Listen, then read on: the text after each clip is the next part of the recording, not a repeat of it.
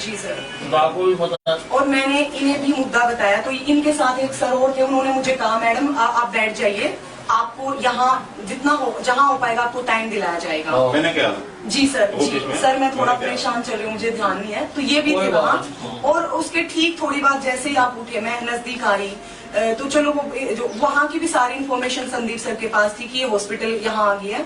और मैंने इनसे रिक्वेस्ट की कि सर मेरी बहुत खराब कंडीशन है, मेरे एक सेकंड में आया हुआ था जी।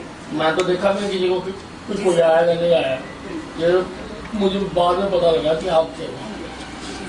मेरा सिर्फ इतना मतलब है सर कि जो भी है चीजें मैं एफर्ट अपनी बात रखने की कोशिश कर रही हूँ, लेकिन उसके बीच में सब चीजें उन तक जा रही हैं। उसका भी मुझे अभी तो मुझे कोई डर है ही नहीं, क्योंकि मुझे आप पे सबसे ज्यादा भरोसा है। नहीं यहाँ का तो निश्चिंत। और मैं चाहती हूँ सर ये इंसान, आप किसी भी डिजर्विंग आदमी को बिठाएं, पर ये एक ओलंपियन एथलीट है, हमने भी ओलंपिक क्वालिफाई किया, बहुत मेहनत की है सर, बहुत ज्यादा देश के लिए शायद ना कर पाए, पर अपने हरियाणा के लिए बचपन से मैंने इतना किया है कि इतने सर्टिफिकेट और मेडल है बोरी भर जाएगी।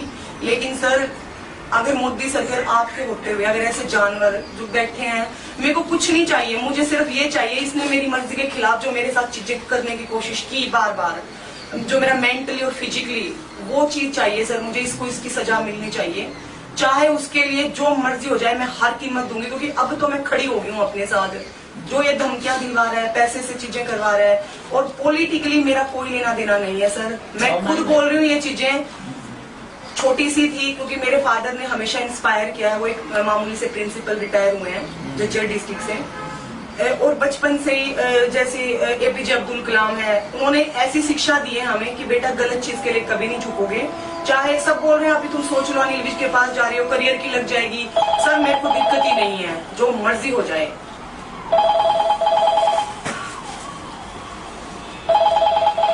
अच्छा मुझे कुछ नहीं चाहिए। ये इंसान अभी मेरी जो भी कंप्लेंट है वो चंडीगढ़ में है सर, और SIT हो या कोई भी हो, मुझे सबसे पहले मुझे आप पे भरोसा है, कानून पे भरोसा है। लेकिन सर हरियाणा में जो भी चीजें चल रही हैं, पहली बात तो मैंने यहाँ कोई कंप्लेन नहीं दी, वो सारा हादसा सेक्टर 7 चंडीगढ़ का है। दूसरी बात उसकी जुरिस्डिक्शन तो चंडीगढ़ ही है, और ये जो FIR दर्ज हो गई है जी, ये जो जाके ये जो सारी चीजें मेरा जो पर्सनल लाइफ से लेके मेरे स्पोर्ट्स करियर में जितने मेरे टच में प्लेयर रहे हैं, ये जो भी कर रहे हैं मुझे कोई फर्क नहीं पड़ता। दूसरी चीज सर, ये कुर्सी से हटे इंसान, क्योंकि मैं बिल्कुल श्योर नहीं हूँ, हालांकि आप बैठे हैं मुझे इतना नहीं घबराना, बट ये इंसान हर वो चीज कर रहा है सर जो ये सरकार से बेनिफिट ले सकता है सिस्टम के लिए, क्योंकि ये कुर्सी पे बैठा रहेगा कोई भी, चाहे वो कोई IPS अधिकारी है, सब सर प्रेशर में रहेंगे। इसलिए मैं यही चाहती हूँ सर, जब तक दूध का दूध पानी का पानी ना हो, ये इंसान कुर्सी पे ना रहे। और सर आपने मुझे हमेशा ऐसे बेटी प्रोटेक्ट किया है, और मैं एंड तक लड़ूंगी सर, मैं बिल्कुल समझौता नहीं करूंगी किसी भी चीज में। मैं इस इंसान की रियलिटी हर खिलाड़ी के सामने, देश के हर इंसान के सामने लेके ही आऊंगी। मुख्यमंत्री जी से भी करते हैं,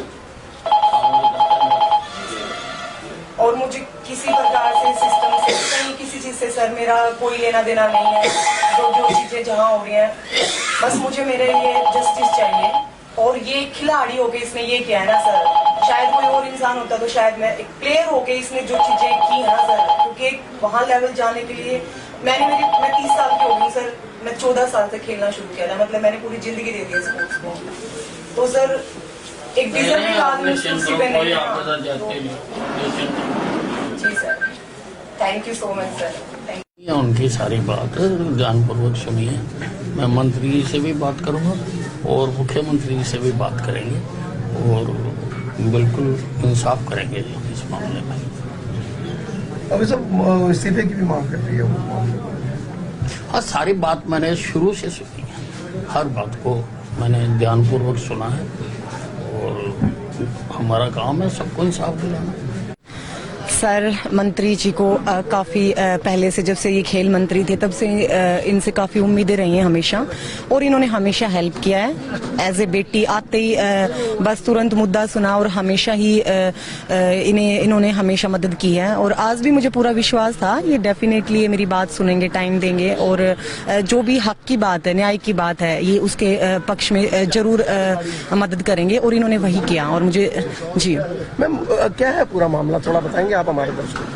जी ये थोड़ा सा काफ़ी मतलब इस पूरे साल फरवरी से अभी तक काफ़ी हैरेसमेंट का मामला था स्पोर्ट्स मिनिस्टर के अगेंस्ट संदीप सिंह के।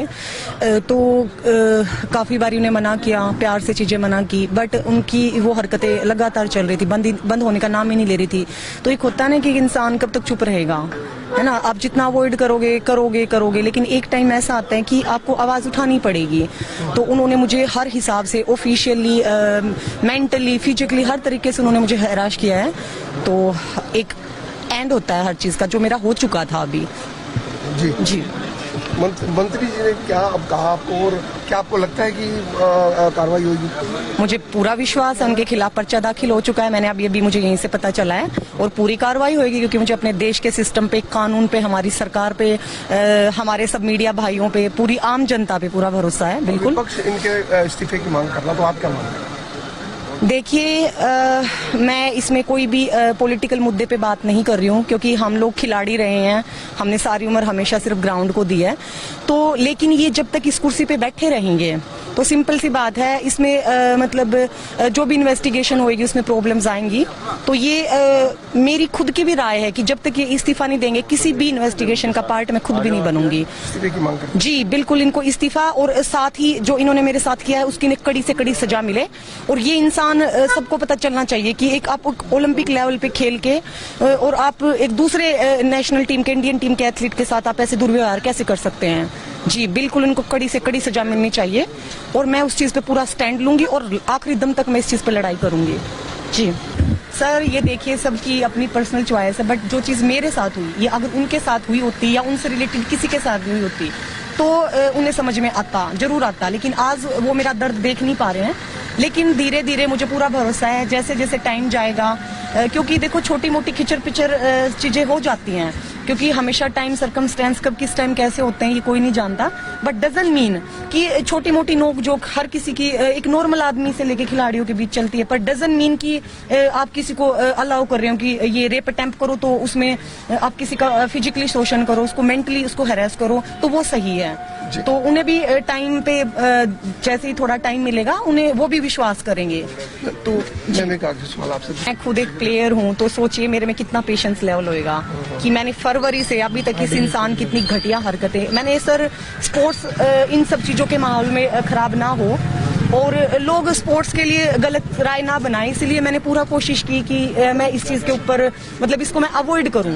लेकिन मैं जितना कर सकती थी मैंने उतना कोशिश की, लेकिन एक एंड होता है ना लास्ट, कि आप कब तक बर्दाश्त करोगे। जब आपने इतना टॉर्चर हो कि आप घुट घुट के मर रहे हो दिन डे बाई डे इस आदमी की हरकतों से, तो ये प्यार से इसकी चीजें पूरी नहीं हुई, तो फिर इसने ऑफिशियली हमेशा कोई ना कोई ऐसा एटमोस्फेयर तैयार किया है कि ये लड़की तो चल के मेरे पास ही आएगी। क्योंकि पहले मैं एक एथलीट थी स्टेट की, तो भी मैं एक स्पोर्ट्स मिनिस्टर के अंडर में ही हूँ, और जब मैं एक एम्प्लॉय हूँ तो सिंपल सी बात है मैं डायरेक्ट उनके अंडर में काम कर रही हूँ।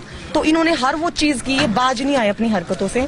तो मेरा सब्र, बिल्कुल पेशेंस जवाब दे चुका था, और इसीलिए मुझे आना ही पड़ा बाहर। मेरा सवाल यह है कि कुछ और लोग भी आपकी तरफ, भी हर कोई बता रहा है, लेकिन सर ये लड़ाई अभी हाल फिलहाल मैं अकेली हूँ तो मेरी अपनी लड़ाई है, लेकिन ऐसे हैं काफी लोग हैं, लेकिन शायद वो सामने आने से अभी घबरा रहे हैं। पर मुझे पूरी उम्मीदें हैं कि जैसे ये इंसान इस्तीफा देगा, ये सलाखों के पीछे होगा, तो शायद वो लोग भी आएंगे, जरूर आएंगे वो सामने। जी।